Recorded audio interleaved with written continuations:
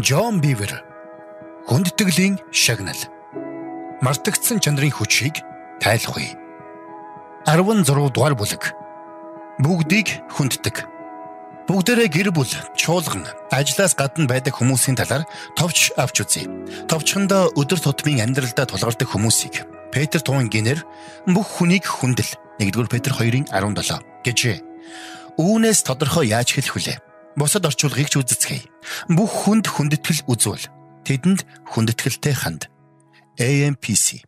Хүмүүрт өндөр хүндтэй ханд. MSG. Бүх хүнд хүндэтгэл үзүүл. NLT. Эдгээр хүмүүсийг Есүс бидний хөрш хэмээн дотнчлон дуудсан. Та мөнөөх алдар түүхийг мэдэн буйцаа. Есүс хариуд нь нэгэн хүн Иерусалимаас Ирихо орохоор явж байжээ. Тэр дээрэмчдийн дунд орчиж тэд түүнийг нүцгэлэн зодоод амьтаа төдий орхиод оджээ. Тохиолдлоор нэгэн тахилч тэр замаар явж байгаад түүнийг харуутаа дэрэгдүүр нь өнгөрөөд явчихав. Түүнчлэн нэгэн Лев хүн мөн тэнд хурч ирээд түүнийг харуутаа дэрэгдүүр нь өнгөрөөд явчихжээ. Харин түүгээр явж байсан нэгэн Самар хүн түүнтэй таарчээ. Тэр түүнийг харуутаа өрөвдөн түүн дээр ирж шарханд нь тос дар сасгаж боогод унаан дээрээ тэгнэн дэм буудалд хүргэж ирэв. Тэгээд түүнийг асарчээ. Маргааш нь тэр 2 динар авч буудлын эзэнд өгөөд түүнийг асарч байгаарай. Та илүүг зарвал би буцахтаа танд дахин төлье гэж. Энэ гурвын хинэн дээрэмчдийн гарт орсон тэр хүний хөрш болсон гэж чи бодож байна. Тэгэхэд тэр түүнд инэрлийг үйлдсэн нь гэв. Есүс түнд явж үүний адил үйлдэх тун гэжээ. Луг 10:30-38. Тахилч нарч Левичүүдч үхэгт өгсөн тэр хүнийг хүн гэж үзээгүй. Гэтэл Самар хүн буюу харь хүмүүс үзжээ. Бичээс өрөвдсөн гэдгийг нь онцгойлон хэлсэн бөгөөд бүх жинхэнэ хүндэтгэл зүрхнээс л ундардаг буюу. Самар хүн шархтай хүнийг амьдруулахын төлөө шаардлагатай бүхнийг бас шаардлагатайгаас ч илүү уйлдэн дэм буудалдаж оруулж хэвтүүлсэн байна. Дээрээс нь огт танихгүй тэр хүнийг асруулахаар 2 хоногийн хөлсийг нь төлсөн байна. Тэрээр бурхнаас үг сонсох гэж хүлээгээч үгүй, залбираач үгүй. Зүгээр л өрөөлийг хайрлаж, энэрч хүндтгсэн зүрхнийхээ улмаас л шаардлагатай бүхнийг уйлджээ. Энэ бол хүнийг хүн гэдэг утгаар нь хүндтгэхийн сонгодог жишээ. Орчин цагийн жишээ. Ийм нэгэн орчин цагийн жишээ миний найз Билл Уилсонд тохиолдсон билээ. Биллийг 11 настай жаалхуу байхад нь ээж нь эргэж эртлэн томоотоо сууж угаарай гэж хэлээд усны хоолой дээр суулгаж орхиод яваад өгчээ. Гэхдээ хизээч эргэж ирээгүй аж. Биллийг нэгэн Христэд итгэдэг хүн олж аваад төлбөрийг нь төлөөд зуны зусланд явуулжээ. Тэр хүний сайхан сэтгэлийн үйлдэл нь Биллийн дотор нэгэн зүйлийг дөргиосон байна. Олон жилийн дараа Билл 7 хоног тутам Нью-Йорк хотод 20,000 хүүхдэд хүрч үйлчилдэг метро үйлчиллээ үүсгэн байгуулж өнөөхөр нь удирдсаар явна. Тэрээр одоо ч албан ёсны болоод сайн дурын ажилтнуудаа дагуулan автобусаа жолоодсоор эмзэг бүлгийнхэнд сайн мэдээг үгээрэж үйлсээрэж түгээсээр явна. Түүний үйлчлэл нь Нью-Йорк хотод төдийгүй өөр бусад газартч мянган амийг аварсан гайхамшигтай үйлчлэл билээ. Билл манай Америкчуудад гадаад хүмүүстч хаягдсан хүүхдүүдийг үнэлэхийн үн цэнийг ухааруулж метро үйлчлэлээ дэлхийд даяар байгуулсан юм. Билл шиг эмзэг бүлгийн хүмүүст тусалж яваа хүмүүс үе олон бий. Бид ч тэдэнд тусалж чадна. Хэрхэн тэдний үйлчлэлийг залбирлаараа болоод мөнгөөрөө дэмж. Эдгээр үйлчлэлд Христэд итгэдэг хүн бүр сар бүр тодорхой хэмжээний мөнгө өгдөг бол юу болохыг төсөөлж байна уу? Хичнээн хүн хаанчлалд орохыг төсөөлж байна уу? Есүсийн өгүүлсэн сургаалт дүлгэрт гардаг шархтай хүнийг үл итгэгч, Самар хүнийг итгэгч гэд төсөөлөд үз. Тэрээр тэнхрээд ирэхээрээ сайн мэдээг урайлгахнаар сонсно. Харин тахилч юм уу Лев хүн Христэд итгэдэг байсан бол шархтай хүн сайн мэдээг сонсохыг хүсэхгүй л болов. Зүрх маань бурхны хайраар дүрлдэж байгаа цагт бид хүн бүрийг үн цэнтэд тооцож, гачигдж дутагдсан хүмүүст туслахын зэрэгцээ сайн мэдээг түгээдэг дээрх шиг байгууллагыг санхүүгээр дэмжих байсан. Тэдэнд туслах өөр нэгэн арга нь нэгэн баг болох явдал юм. Та Бруклин, Нью-Йорк зэрэг биелийн үйлчлэл байршдаг алс холын хот руу нүүх шаардлагагүй. Зүгээр л өөрийнхөө нутгийн чуулганы үйлчлэлд гар бие оролцсон. Сард ганцхан өдрийг зориулсан ч шаардлагатай хүмүүсийн амьдралд зохион байгуулалттай төвшөнд хүрлээ гэсэн үг. Хэдийгээр Самар хүний үлгэрлэн харуулсан хувь хүний хүчин зүтгэлийг үгүй хийж болохгүй ч нөгөөтэйгүр бид гар нээлбэл ганцаараа хийснээсээ хавьгүй ихийг гүйцэлдүүлж чадна. Бусадтайгаа нэгдэн нийлэхийн хүчийг бичээс ч цохон тэмдэглэдэг. 5 хүн чинь 100 элдэн хөөх ба 100 хүн чинь 10,000-ыг элдэн хөөх бөгөөд дайснууд чинь та нарын өмнө элдэнд унах болно. Лев 26:8. Биднийг нэгдэх үед үр нөлөө маань өснө. Бурхан чуулганыг маань бие биеэсээ хамааралтай байж л үр нөлөөтэй ажиллахыг тогтоон байгуулсан. Христийн биеийн эрхтнүүд нь нийлэн ажиллах үед л Христийн бие өсөхийг Паул мэдгдсэн. Эфес 4:16. Зохион байгуулалттай нутгийн чуулганд суулгагдахын бас нэгэн чухал шалтгаан нь энэ болоо. Товчхондоо итгэгч бүр хуваарьж зохион байгуулалттай үйлчлэлээрч дамжуулж өөрийнхөө хувийг хийгээд байх юм бол хичнээн олон Билл Уилсны түүх төрөх бол Билл Уилсны үйлчлэл зөвхөн үүгээр хязгаарлагдаж болохгүй. Дэлхий дээр мөн ядуу гэж хэлэгдэхгүй хэрэгцээ нь хангагдсан эсвэл бүр тансаг чинэлэг амьдралтай атла сэтгэлдээ шарахтай цөхөрсөн хүмүүс үе олноор бий. Тэд жирийн хорооллоор тогтохгүй бүр баячуудын хороололдож байж болох. Товчхондоо тийм хүмүүс газар сайгүй. Та тэдэндээ хүнсний дэлгүүрт, их дэлгүүрт, албан газарт таарлална. Тэд ганцаард шаргалсан хүмүүс бөгөөд тэдэнд үнц нь хэрэгтэй. Тэд бидний хөршүүд. Бид энэ хүмүүстэй өдөр тутам таарлддаг. Заримдаа өөрийнхөө ажил дээр хэд төвлөрсөнд тэдний хэрэгцээг анзааралгүй өнгөрдөг. Нас явах тусам үнэндээ хүмүүст хүрч харилцах хичнээн хялбар байдгийг ухаарах юм.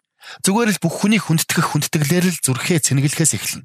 Ингэж чадвас илүү мэдрэмжтэй болж ихэвчлэн өөрөө ч мэдлгүй бурхны сүнсээр хөтлүүлж өдөр тутмын амьдрал маань үргэлжилсэн үйлчлэл болдог.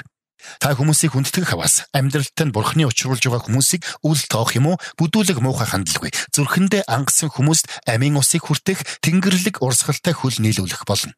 Тэр хүмүүсийн талаарх миний хамгийн хайртай нэгэн бичээс болбоос Исая 50:4 билээ. Эцэж ядарсан хүнд үгээр туслахыг мэдээсэй хэмээн эзэн бурхан надад шавийн хэл өгсөн. Тэр өглөө бүр намайг сэрэн шав мэд сонсгохын тулд чихийг минь тэр нээн. Та энэ амлалтын төлөө бурханд итгэж болно. Олон хүн өөрийгөө тэнэг юм ярьчих байх гэж инээсэндээ хүмүүстэй ярилцахаас айдаг. Та дээрх бичээс дээрх бурхны үгэд зүгээр л итгэж байгаа бол үгтэй нь сэтгэлдээ цуцаж цөхөрсөн хүмүүс ам, эдгэрэл, хүч авчирна гэдгийг бат мэдэх л болно. Гэхдээ бас болоогүй. Бүгдээрээ дахиад цаашаа явцгаая. Бүх хүн гэдэг нэр нь цөхөрсөн хүмүүсээр ч тогтохгүй. Бид харилцаж байгаа хүн бүрээ хүндэтгэх хаваас тэд бүгдээрээ цэцэглэнэ. Зүрхнээсээ хэлсэн ээлдэг үг бүр маань сонсогчийн амьдралд үйлчлэнэ. Үүнд үндсэндээ магадгүй бидний амьдралтай ганцлуудаа хуулзаад өнгөрөх өдөр тутам хальт харилцаад өнгөрдөг үе олон хүн багтана. Цахилгаан шатн дотор таарах хүн, онгоцны үйлчлэгч, эсвэл харилцаа холбооны ажилтан. Бид тэднийг ээлдэг мэдчилгээгээр юм уу эсвэл дулаан мишэлээрээ хүндэтгэж чадна. Нэг удаа намайг Лондонгийн цэцэрлэгээр алхаж явтал ойрох дорнд зүгийн нэгэн эмэгтэй газар ширтсээр өөдөөс ирж явж үлээ. Түүнийг өрөвдөөд л явж хав. Ягаад ч юм түүнийг хэн нэг хүн магадгүй эр хүн нь огт үнэлдэггүй юм шиг санагдлаа. Би тэр эмэгтэйг өрөвдөөд зариуд инээмсэглээд чангаар мэдчихлээ. Тэр бээр итгэж ядсан аятай над руу том харлаа. Дотрооч яагаад энэ цагаан харстай эрэгтэй хүн танихгүй хүнтэй бүр над шиг эмэгтэй хүнтэй ингэтэл ээлдэг ярина вэ гэж бодож байгаа нь надад бараг л сонсогдов. Гэхдээ бодол нь лавширхаас өмнө түүний үн цэнтэй байх хүсэл нь дийлээд байр байдал нь бүхлээрээ хувирснаа ичингүүрийн хариу мэдчилээ. Би энэ амьдралд түүнтэй дахиад хизээж таарахгүй л байх. Гэхдээ зүрхнээс маань сонсон бурхны хайр түүний дотор хожимын нэгэн өдөр үр жимсээ өгөх үрийг суулгасан гэж итгэдэг. Бид итгэх ёстой. Сүнс дотор амьдарч өөрсдийгөө зүгээр нэг оршигсод бос харин хүмүүсийн амьдралд амийг түгээхээр бурхны эр бусын хүч дотор амьдарч байгаа элчин сайдууд гэдэгтээ итгэе. Хүн рүү инээмсэглэх хэцүү байна уу? Танихгүй хүнд сайхан үг хэлэх хэцүү байна уу? Бидний эгэл үг тэдний амьдралд юм хийн гэдэгт итгэх хэцүү байна уу? Тэгвэл та бурхны хүчинд итгэх итгэлээр дутаж байна. Зүрхч нь хүмүүсийг хүндэтгэх хүндэтгэлээр дутаж байна. Харин бурхнаас амиа зориулан өгсөн хүмүүсийг нь чин зүрхнээсээ хүндэтгэх хүндэтгэлийг асуунгүй бил. Бурхан үүнийг хүсдэг учраас заавал өгнө. Зүгээр л амьдр. Зүрхэнд тань хүмүүсийг их хүндэтгэл суулгахыг бурхнаас гуйсан бол амьдрал тань өөрчлөгдөнө. Та зөөгчд өөрөөр ханддаг болно. Та цэсээ харж байгаад л хоолоо захиалаад явуулчихдаг биш. Харин зөөгчийнхөө нүд рүү нь хардаг, минь тусыг нь асуудаг болно. Хоолоо захиалахаас өмнө зөөгчийнхөө нэрийг асуудаг болно. Тэгээд нэрээр нь дууддаг болно. Хоолныхоо дараа сайхан үйлчилсэнд нь амаараач талархна, мөнгөөрч гарыг нь цайлгаж талархна. Үнэхээр талархаж байгаа бол 1000 төгрөг биш. Харин хоолныхоо үнийн дүнгийн 20%-ийг нь талархал болгож өг. Үргэлж жишгээр дээгүр үйлдэж бай. Дундаж хэмжээнд бүүт юм бол тэр зөөгч аль хэр үнцэнтэй болохыг өөрөөсөө асуу. Хариултыг нь ч та мэдэж байх ёстой. Есүс түүнийг амиа өгтлөл нандинсан шүү дээ. Гэтэл намайг хоолнд урсан пасторууд зөөгчдөө нүүр улаамаар гар цайлгах мөнгө өгсөн тохиолдол ганц нэг гарч байсан нь ич хүртээ. Яг ийм нэгэн тохиолдол дээр би бүр ямар нэг юм хийхгүй л бол байж сууж чадхаа болж үлээ.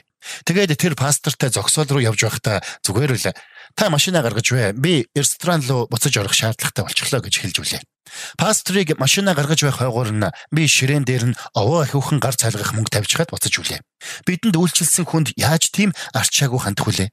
Тэр зөөгч чинь биднийг цуглаанаа тараад явж байгаа бурханд үйлчилдэг хүмүүс гэдгийг мэдсэн шүү дээ. Нэг удаа Лизабет хоёр зөөгчийнхөө гарыг хоолныхоо үнийн дүнгийн 50%-тай тэнцэх хэмжээний мөнгөөр цайлгаж үлээ.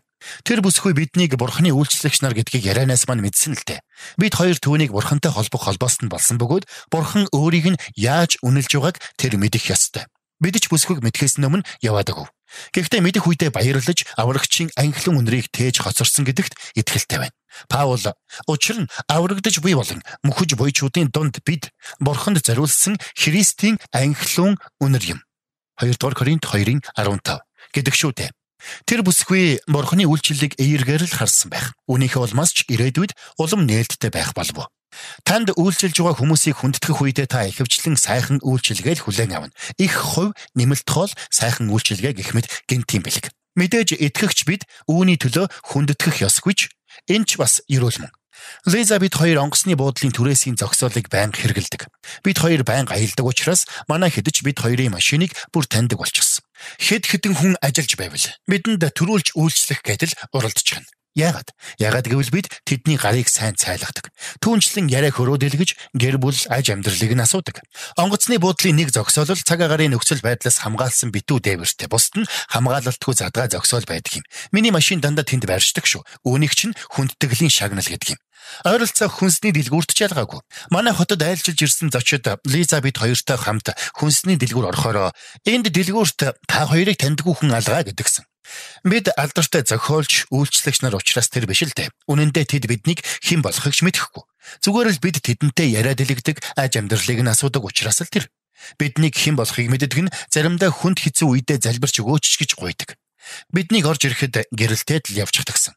Тэгээд мөн ч олон удаа бусдад өгдөггүй нэмэлт хувь юм уу хямдралаа үзүүлдэгсэн. Тэгэхээр дахиад асууя. Бид ашиг хонжоо харж тэднийг хүнддэгдэггүй үү? Үгүй. Хизээч үгүй. Бурхан бидэнд бүгдийг хүндэтгэрэй хэмээн тушаасан учраас л бид хүнддэгдэг. Бодит жишээ.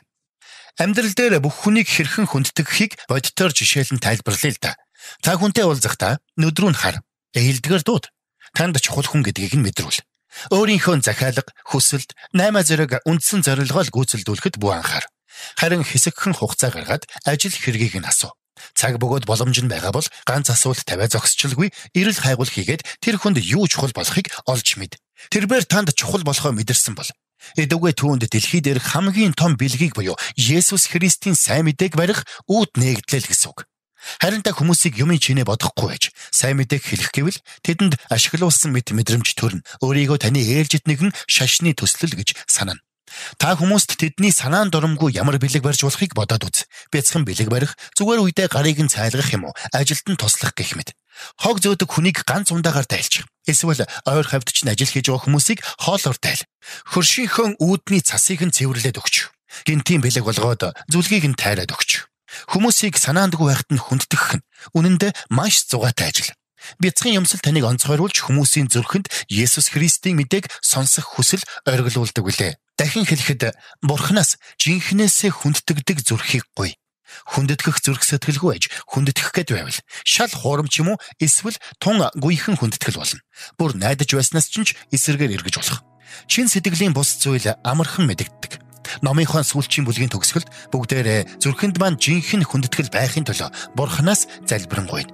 Энэ номон доторх Бурханы үг хүндэтгэлийг эрмэлзэх, хүндэтгэлээр цангах итгэлийг тань байгуулсаар ирсэн бөгөөд бид зүгээр гуйгаад авахтал болно. Гэхдээ түүнээс өмнө сүүлчийн хамгийн чухал нэгэн зарчмыг мэдэх хэрэгтэй байна. Та Джон Биврийн хүндтгэлийн шагнал мартагдсан чанарын хүчийг тайлгуй номын 16 дугаар бүлгийг сонслоо.